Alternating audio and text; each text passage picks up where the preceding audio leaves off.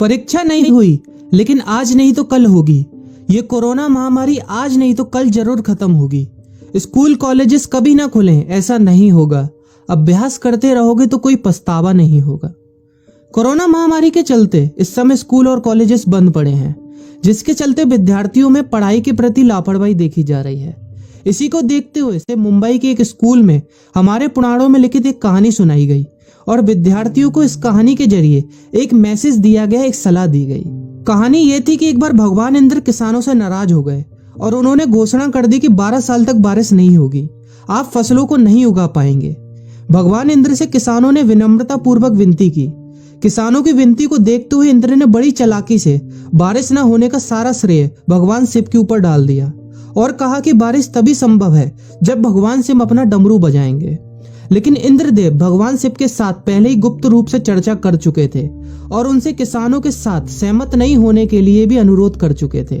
जब किसान भगवान शिव के पास बारिश के लिए विनती करने के लिए गए तो उन्होंने भी कह दिया कि बारिश तभी होगी जब मैं 12 साल बाद अपना डमरू बजाऊंगा। निराश होकर वापस लौटते किसानों ने 12 साल तक इंतजार करने का फैसला किया। लेकिन उनमें से एक किसान वापस लौटकर नियमित रूप से अपना काम कर रहा था, खेती कर रहा था, यहाँ तक कि बीज भी बो रहा था। अन्य किसानों ने यह देखकर उस किसान का मजाक उड़ाना चालू कर दिया। कुछ किसानों ने उससे पूछा भी कि आप अपना समय और ऊर्जा क्यों बर्बाद कर रहे हैं, जबकि आप जानते हैं कि 12 साल तक बारिश नहीं होने वाली। उस किसान ने जवाब दिया कि मुझे पता है कि बारिश के बिना मेरी फसल नहीं आएगी, लेकिन मैं ये सब केवल अभ्यास के रूप में कर रहा हूँ। 12 साल बाद मैं फसलों को उगाने और खेतों में काम करने की प्रतिक्रिया को भूल जाऊंगा। शरीर की काम करने की आदत छूट जाएगी और शरीर आलस का शिकार हो जाएगा। इसलिए मैं अभ्यास करता रहता हूँ कि जब 12 साल बाद बारिश होगी तो मुझे काम करने में मुश्किल नहीं होगी। जब इस किसान की यह बात पार्वती जी को पता चली तो उन्होंने भी चिंतित होकर शिव जी से कहा, आप भी 12 साल बाद डमरू बजाना भूल सकते हैं। यह सुनकर भगवान शिव भी चिंतित हो गए, इसलिए कहीं वो डमरू बजाना भूल तो नहीं गए, इसकी जांच करने की सोची और अपना डमरू उठाकर बजाने की कोशिश करने लगे।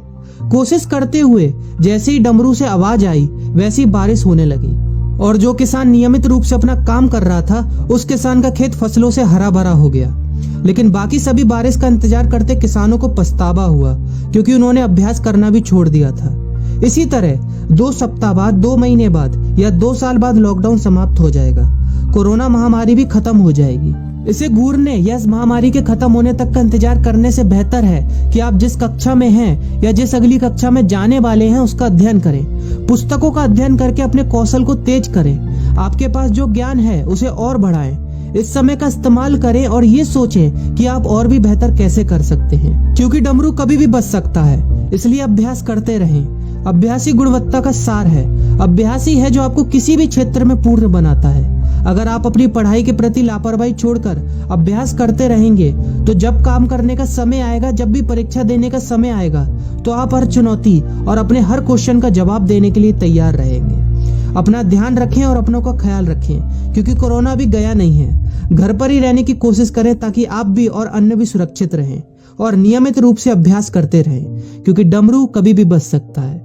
वीडियो अच्छी लगी हो तो वीडियो को लाइक और अपने फ्रेंड्स के साथ शेयर करना मत भूलिएगा। और अगर आप एक पेरेंट हैं तो आप भी अपने बच्चों के साथ इस वीडियो को शेयर करना मत भूलिएगा।